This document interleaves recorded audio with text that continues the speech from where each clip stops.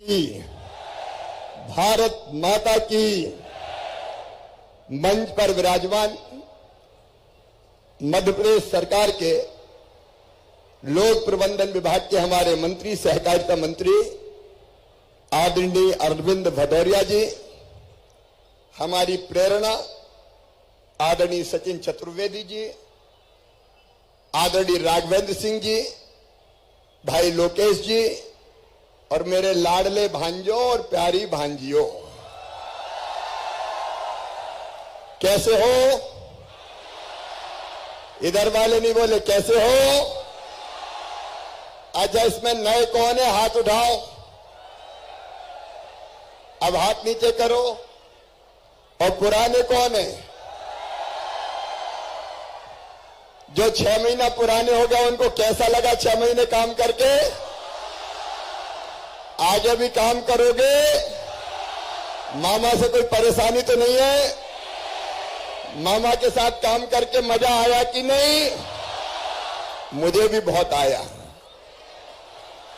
और सचमुच में भाई सामने मत आओ मेरे, सचमुच में मैं आपसे बहुत प्यार करता हूं। I love you.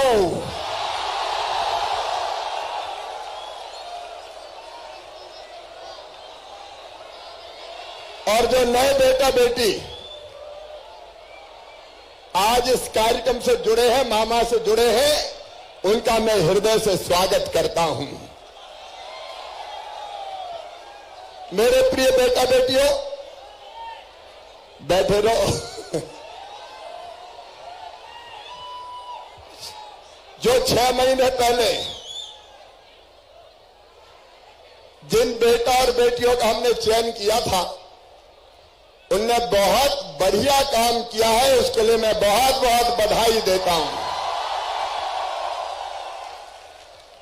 और मेरा विश्वास है कि जो नए साथी हमसे जुड़े हैं, वो भी एक नया इतिहास रचेंगे, बहुत मेहनत और ऊर्जा के साथ काम करेंगे। मेरे प्रिय बेटा और बेटियों, एक सवाल पूछूं? तुम कौन हो? कौन हो? अच्छा, एक परिभाषा और बताता हूं तुमको। स्वामी विवेकानंद कहते थे कि तुम केवल 3.5 हाथ के हाड़ मास के पुतले नहीं हो, तुम अमृत के पुत्र हो, तुम ईश्वर के अंश हो, तुम अमर आनंद के भागी हो और तुम अनंत शक्तियों के भंडार हो। मैं आज तुमसे बहुत गंभीरता से कहना चाहता हूं, अपने आप को कमजोर मत समझना, दीनहीन मत समझना। दुनिया में हर काम तुम कर सकते हो, यह आत्मविश्वास मन में रखना। बोलो, रखोगे? ये नीचे कर ले जरा। ये मामा फॉर यूथ बाद में उठाना, पहले मामा को सुन लो। मैं बहुत सीरियसली कह रहा हूं, दुनिया में हर काम हम कर सकते हैं।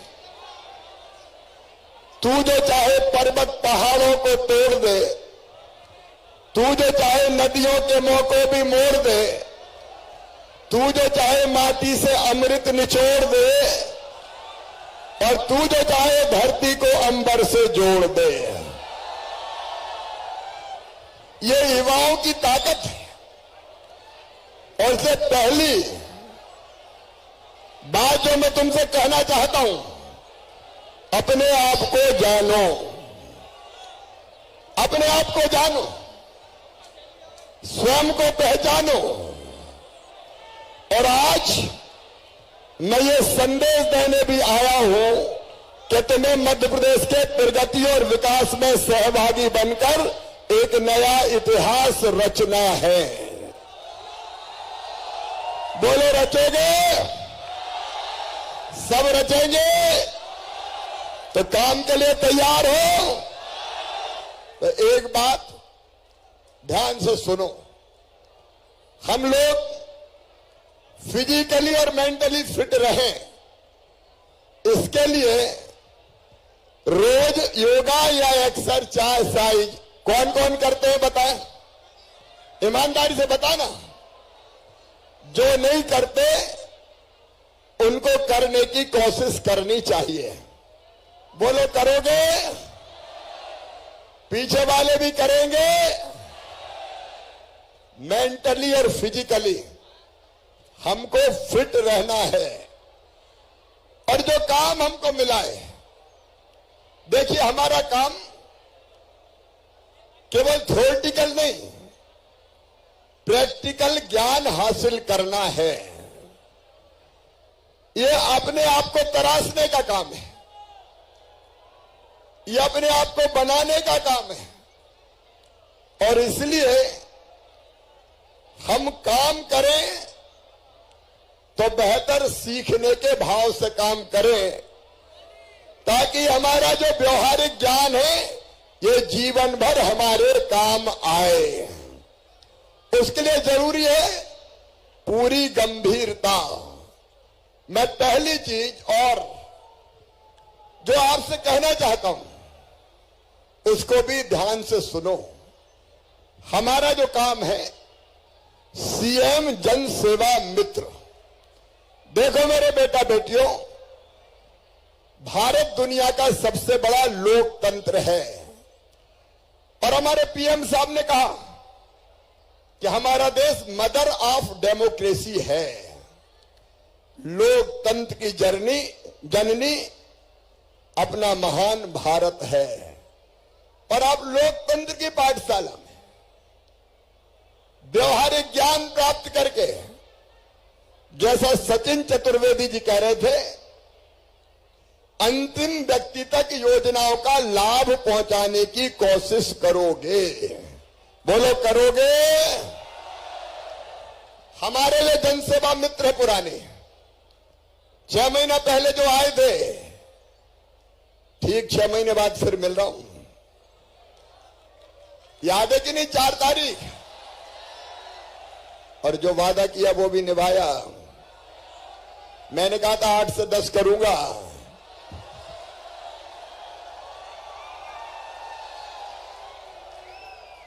लेकिन आपने भी काम के नए रिकॉर्ड स्थापित किए। लाडली बहना योजना हो, उसमें ई-केवाईसी करवाना हो, आवेदन करवाना हो, फॉर्मेलिटीज पूरी करना हो, बाल पेंटिंग करना हो, रंगोली बनवाना हो, बहनों को ट्रेंड करना हो, उनके भजन और गीत जो नई प्रेरणा करते हैं, उसमें भी आपने भरपूर योगदान दिया है। एक बात और, मामा तो है ही, भांजे भांजो तुम भी तो बहुत प्यारे हो। एक काम और, आप लोग मेरी आंख और कान हैं। बोलो, हो? जमीन पर जो चल रहा है वो सच्चाई मुझे बताते रहना, ताकि अगर कहीं गड़बड़ हो तो वो गड़बड़ भी मुझे पता चल जाए और गड़बड़ करने वालों को ठीक कर दिया जाए। अब अपने इस काम के लिए 2-3 टिप्स तुमको देता हूं। हम बेहतर व्यवहारिक ज्ञान कैसे प्राप्त करें? एक, हम बेहतर तब कर पाएंगे जब फील्ड में जाएंगे। बचपन में मैंने पढ़ा था एक अच्छे काम के लिए क्या करना चाहिए, तो पांव में चक्कर, मुंह में शक्कर, सीने में आग और माथे पे बर्फ। सब लोगों ने सुना? पीछे वाले नहीं बोले, और पीछे वाले, पांव में चक्कर का मतलब है आपको जो पंचायत अलॉट की जाए उस पंचायत में लगातार घूमते रहो। बैठे बैठे ऑफिस में काम नहीं हो सकता, बदले सब अपने कार्य क्षेत्र में घूमेंगे। ऐसे नहीं, जोर से बताओ।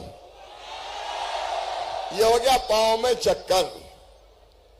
मुंह में शक्कर का मतलब है जब हम हितग्राहियों से मिलेंगे, चाहे लाडली बहना हो, चाहे किसान सम्मान निधि वाले हो, या नौजवान जो सीखो और कमाओ योजना का लाभ उठाने वाले हो, आयुष्मान भारत योजना के लाभार्थी हो, अलग अलग जितनी योजनाएं हैं उनके लाभार्थियों से, क्योंकि कई उनमें ऐसे हैं जो कम पढ़े लिखे होंगे, जिनको जानकारी की जरूरत होगी, और इसलिए उनसे बहुत प्यार से बात करना और आत्मीय रिश्ते जोड़ना, उनको लगे कि ये है जो मेरी मदद करने के लिए आए हैं, अच्छा बोलना। मेरी बात समझ गए? ऐसी वाणी बोलिए मन का आपा खोए, आपों को शीतल करे औरहु शीतल होए। तो सबसे अच्छा बोलेंगे, सब नहीं बोले, अरे सबसे अच्छा बोलेंगे, क्योंकि इससे उनका कॉन्फिडेंस बढ़ेगा। उनको लगेगा कि आए हैं तो हमारी सेवा के लिए आए हैं, हमारी मदद के लिए आए हैं। और तीसरी चीज, सीने में आग। हम जो काम कर रहे हैं उस काम को पूरा करने के लिए दिल में तड़प होना चाहिए। बिना तड़प के मेरे बेटा बेटियों कोई काम नहीं हो सकता। अब मैं भी काम करता हूं तो 24 घंटे में से कितने घंटे करता हूं पता है? बताओ कितने घंटे करता हूं? कम से कम 18। मैं रात को 12:30 1 बजे सोता हूं और सवेरे 5:30 बजे उठता हूं। और मुझे यह लगता है कि शिवराज तुझको एक भी मिनट व्यर्थ करने का हक नहीं है, क्योंकि तू 8.5 करोड़ जनता का सेवक है, सेवक। जब ये आग रहती सीने में, देखो मेरे बेटा बेटियों, एक ये कि कुछ समय है, अब हम नॉन सीरियस रहे और वैसे ही निकल जाए, लेकिन दूसरे पूरी गंभीरता से काम करके हम अपने काम की एक छाप छोड़ें और लोगों को हमारे रहने का फायदा हो। वो याद करें कि ये है जिन्हें हमारी जिंदगी बदलने में योगदान किया है। तो इसको कहते हैं सीने में आग और माथे पे बर्फ। मतलब दिमाग शांत रहना चाहिए, धैर्य रहना चाहिए। नहीं किसी गांव में गए और कोई नहीं कहते कहां से आ गए, आए हमें सिखाने, बहुत देखे ऐसे, तो उसी में गुस्सा हो गए, परेशान हो गए। काम करते समय अच्छे अनुभव भी मिलेंगे और खराब भी मिल सकते हैं, इसलिए दिमाग हमेशा ठंडा रहना चाहिए, शांत रहना चाहिए, दिल उत्साह से भरा रहना चाहिए और दिमाग हमेशा शांत रहना चाहिए, ताकि हम लोगों के लिए बेहतर काम कर सकें। ताली बजाना तो जोर से बजाओ ना। जो काम करो पूरी तन्मयता के साथ करो। तो एक तो ये हो गया। दूसरा, काम करने के पीछे दृष्टिकोण क्या होना चाहिए। एक छोटी सी कहानी सुना के आपको बताता हूं। कहानी सुनाऊं? सबको सुनना है? तो काम के पीछे क्या दृष्टिकोण होना चाहिए। एक गांव में एक मंदिर बन रहा था। गर्मी के दिन थे, सूरज अपनी किरणों से आग बरसा रहे थे और मंदिर के निर्माण के लिए जो पत्थर लगने थे, 3 मजदूर उन पत्थरों को तोड़ने का काम कर रहे थे। तपती दोपहरी, सूरज आग बरसा रहे थे, पत्थर तोड़ रहे थे, पसीना टपक रहा था। इतने में एक साधु वहां से निकले। उनने पहले मजदूर को देखा और उसके पास पहुंच गए और उससे बोले, बेटा क्या कर रहे हो? तो साधु ने पूछा, बेटा क्या कर रहे हो? तो मजदूर ने गुस्से से देखा, आंख फूट गई है, दिखाई नहीं देता, किस्मत फूटी है तो पत्थर फोड़ रहा हूं, आगे पूछे ने क्या कर रहे हो। अब बाबा आगे बढ़ गए, दूसरे मजदूर से पूछा, बेटा क्या कर रहे हो? तो उसने कहा, बाबा दुनिया में आए हैं तो जीना ही पड़ेगा, पेट भरने के लिए मजदूरी कर रहा हूं। वो गुस्सा नहीं था, थोड़ा शांत था। तीसरे से पूछा, बेटा तुम क्या कर रहे हो? तो पसीना तीसरे को ही माथे पर भी था, मेहनत वो भी कर रहा था, लेकिन चेहरा आनंद से दमक रहा था। उसने कहा, बाबा देख नहीं रहे, सामने भगवान का मंदिर बन रहा है और भगवान का मंदिर बनाने में जो पत्थर लगने हैं, उन पत्थरों को तोड़ने का सौभाग्य मेरे हाथों को मिला है। मैं कितना सौभाग्यशाली हूं बाबा कि मुझे ये काम मिला है। बेटा बेटियों, काम एक, दृष्टिकोण तीन। किस्मत फूटी है इसलिए पत्थर फोड़ रहा हूं, दुनिया में जीना है तो मजदूरी कर रहा हूं, और एक भगवान का मंदिर बन रहा है, मेरा सौभाग्य है। एक काम के तीन दृष्टिकोण, लेकिन आनंद कौन से दृष्टिकोण में आता है? कौन से में? तीसरे में। हम जनसेवा मित्र हैं, तो जो काम हमारी तरफ है उसको गरीबों की सेवा, भगवान की पूजा मानकर करेंगे तो मन में आनंद आएगा कि देखो कितना बढ़िया काम मिला है, हम लोगों की मदद कर रहे हैं, हम लोगों की सेवा कर रहे हैं। तो काम का दृष्टिकोण अगर ये रखेंगे तो आपको बहुत काम करने में आनंद और प्रसन्नता का अनुभव होगा। मेरे बेटा बेटियों, अपना मध्य प्रदेश ये एक जमाने में, आज मैं तुमको बताना चाहता हूं। मध्य प्रदेश की कहानी सुनाऊं क्या? सब बताओ, सुनाऊं क्या? तो एक जमाना था जब तुम छोटे छोटे थे, तब मेरे बेटा बेटियों मध्य प्रदेश में सड़कें नहीं थी, गड्ढों में सड़क थी कि सड़क में गड्ढा था ये पता ही नहीं चलता था। तब दिग्गी राजा का राज हुआ करता था और गड्ढों में लोग सड़क ढूंढते थे। अगर सड़क पे चलते थे तो हालत ये हो जाती थी, गाड़ी खाए हिचकोले, हड्डा पसरा सारे डोले, याद आ गए शंकर भोले। सड़कों का पता नहीं था। तुम तो मामा के राज में पैदा हुए हो, इसलिए तुमने वैसी सड़कें नहीं देखी। तुम्हें पता है बिजली कितने घंटे आती थी? किसी को पता है क्या? 3 घंटा 4 घंटा 24 में से बिजली आती थी और बच्चे एग्जाम की तैयारी लालटेन में करते थे। लालटेन में गर्मी के दिनों में कई बार रात भर सड़कों पे घूमना पड़ता था हवा करते हुए, क्योंकि बिजली आती ही नहीं थी।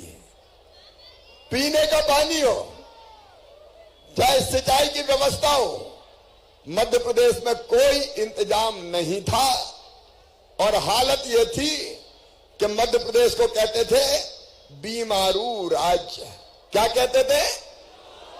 बीमारू राज्य। मेरे बेटा बेटियों, मध्य प्रदेश की पर कैपिटा इनकम थी केवल 11,000 रुपया। कितनी थी? केवल 11,000 रुपया। मध्य प्रदेश का बजट था कुल 21,000 करोड़ रुपया। मध्य प्रदेश की जीएसडीपी थी केवल 71,000 करोड़।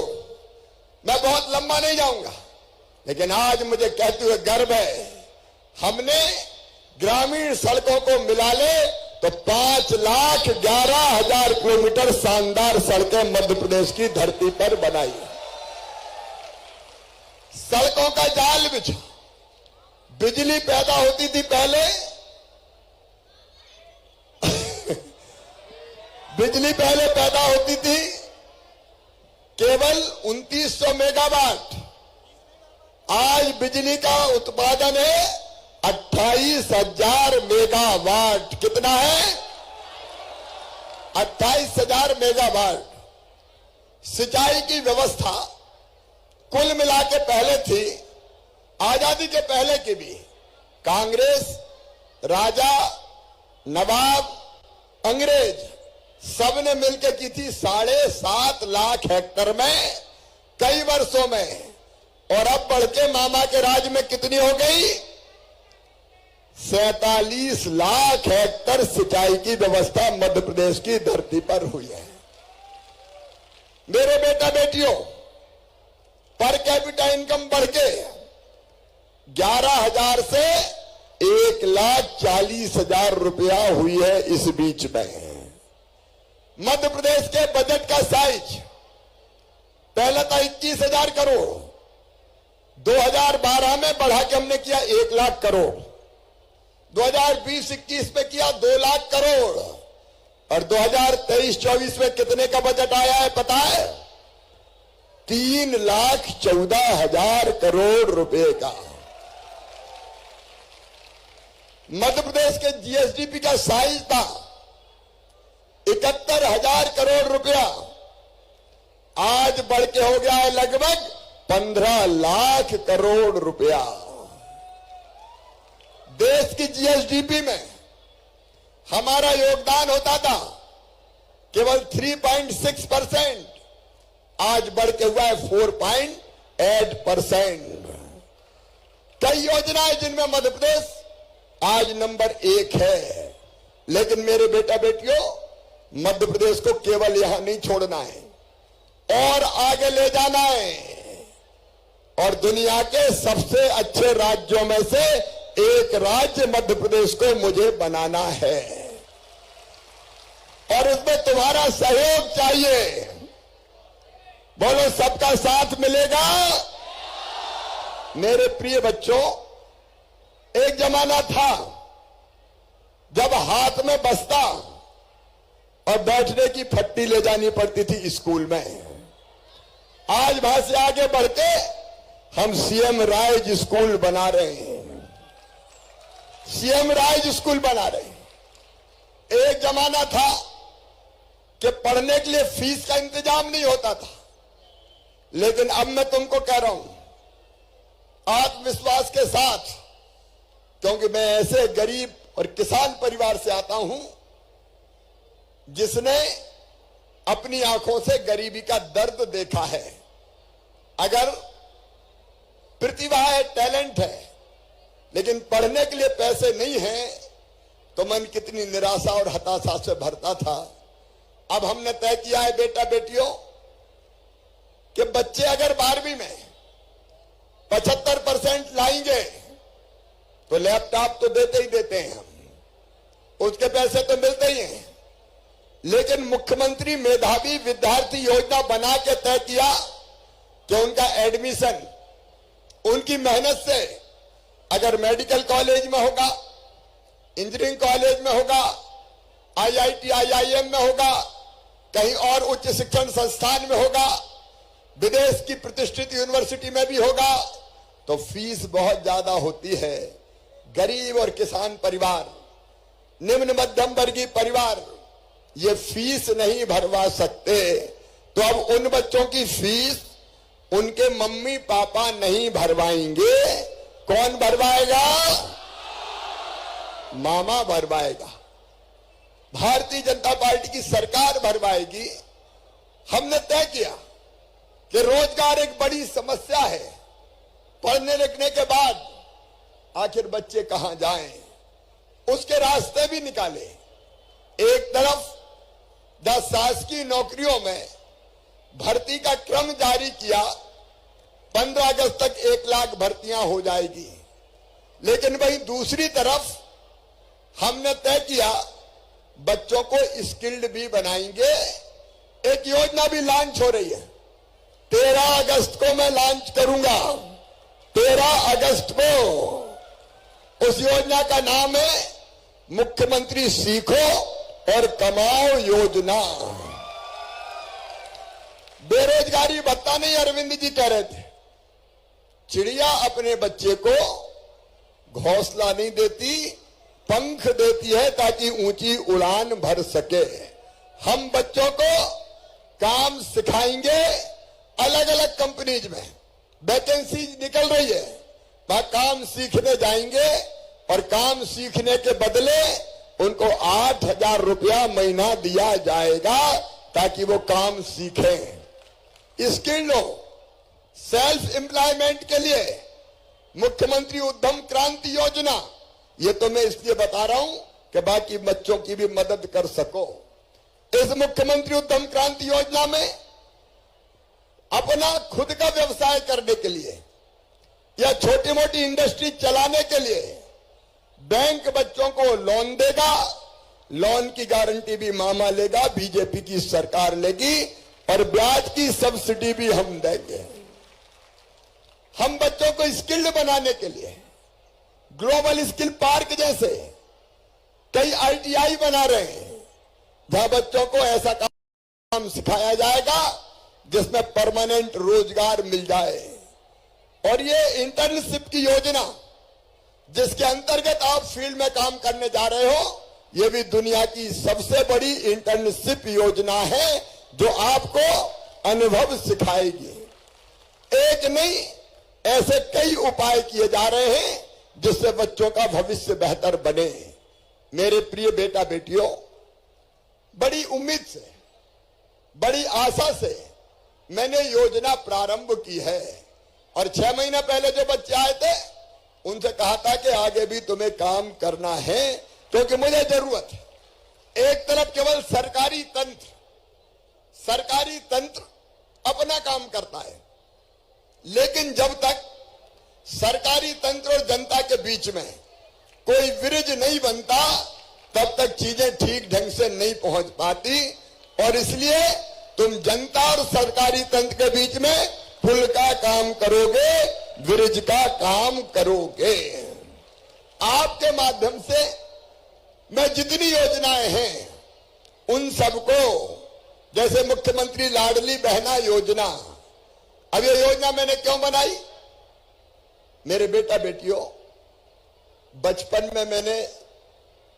में देखा था, बेटा और बेटियों में घर में ही भेद किया जाता है। बेटे को ज्यादा लाभ और बिटिया को कम प्यार। बेटी को सबकी बात नहीं करता, लेकिन कई बार बोझ माना जाता था। तब मेरे मन में यह जिद पैदा हुई, क्योंकि सेक्स रेशियो बहुत गड़बड़ हो रहा था। 1000 बेटों पे केवल 912 बेटियां जन्म ले रही थी। और ये भेदभाव भगवान नहीं कर रहा था, इंसान कर रहा था। वैज्ञानिक साधनों से अगर ये पता चल गया कि कोख में आने वाला कौन है, बेटा है कि बेटी है, बेटा है तो जन्म लेने दो, और बेटी है तो कोख में ही मार दो। कोख को कत्ल खाना बना दिया था, कई लोगों ने कत्ल खाना बना दिया था। और तब मैंने संकल्प लिया था कि मध्य प्रदेश की धरती पर बेटी को बोझ नहीं रहने दूंगा, बेटी को वरदान बना के चैन की सांस लूंगा। और तब हमने लाडली लक्ष्मी योजना बनाई थी। और उस योजना में तय किया कि बेटी के जन्म से ही 2 बेटियों तक उसके माता पिता के पास 30,000 रुपए का बचत पत्र जमा कर देंगे। उसके विस्तार में नहीं जाता।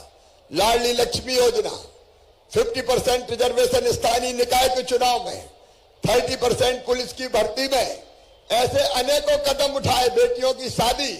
लेकिन मैंने अंत में देखा कि गरीब बहन अगर होती है, छोटे किसान परिवार से आने वाली बहन, तो 1000 रुपए की भी जरूरत पड़ जाए, अगर बेटा बेटी गोद में आके कहे मम्मी मेरी फ्राक फट गई, मुझे नई फ्राक दिला दे, मां की इच्छा होती है कि बच्चे को दिला दूं, लेकिन पैसा पास नहीं होते तो मजबूर हो जाती है।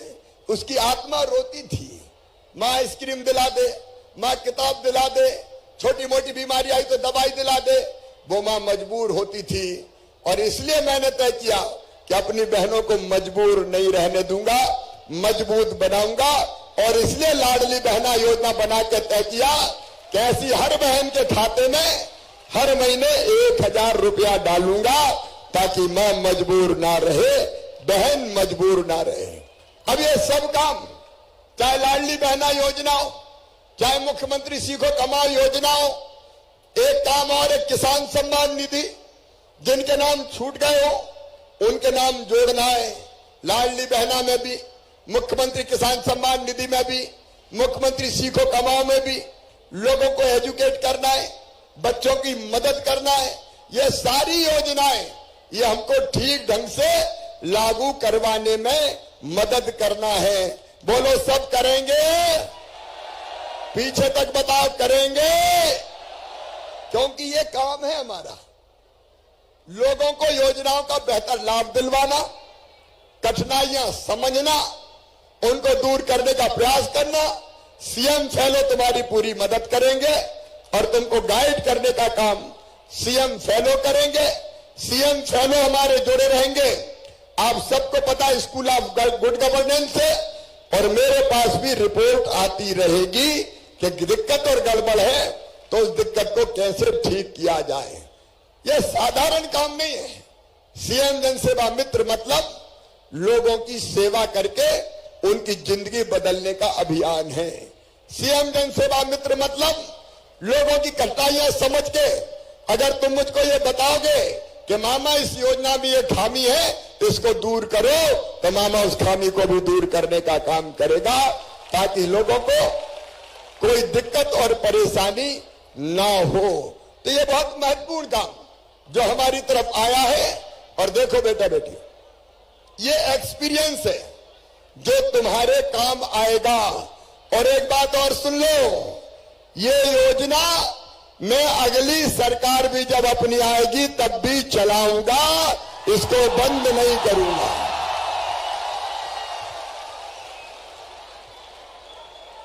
क्योंकि इसकी जरूरत हमेशा रहेगी, रहेगी कि नहीं रहेगी। और इसलिए सीएम जनसेवा मित्रों की काम लगातार जारी रहने वाला है, ताकि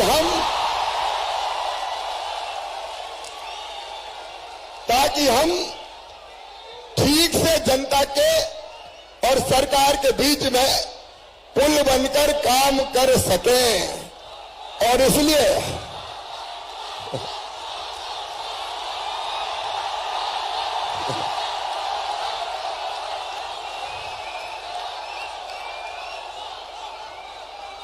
बस मेरे बेटा बेटियों, तुम ठीक से अपना काम करो और तुम्हारे भविष्य की जवाबदारी अपने मामा को सौंप दो।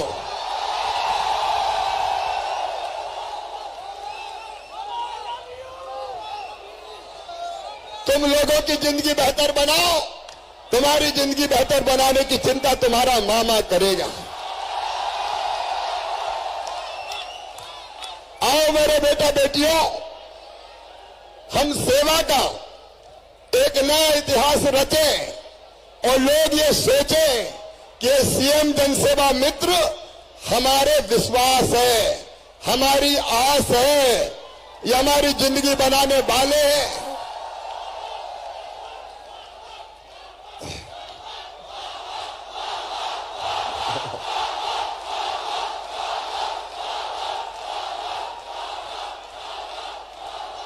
मुझे तुम पर पूरा विश्वास है कि तुम मेरे विश्वास की कसौटी पर खरे उतरोगे। आओ मेरे बेटा बेटियों, मेरी जिंदगी तो मध्य प्रदेश की जनता के लिए समर्पित है। मध्य प्रदेश की जनता की जिंदगी बदल सका तो मैं अपने जीवन को धन्य मानूंगा। और इस काम में मुझे तुम्हारा सहयोग चाहिए, तो सबका सहयोग मिलेगा। पीछे वाले भी बताएं, सबका सहयोग मिलेगा। सब मिलकर मेहनत ईमानदारी से काम करेंगे, बेहतर एक्सपीरियंस गेन करेंगे। अपने अनुभव से मुझे अवगत कराते रहेंगे। हम सब मिलकर मध्य प्रदेश को बहुत आगे ले जाएंगे और मध्य प्रदेश की जनता की जिंदगी बदलने का काम करेंगे। मेरी तरफ से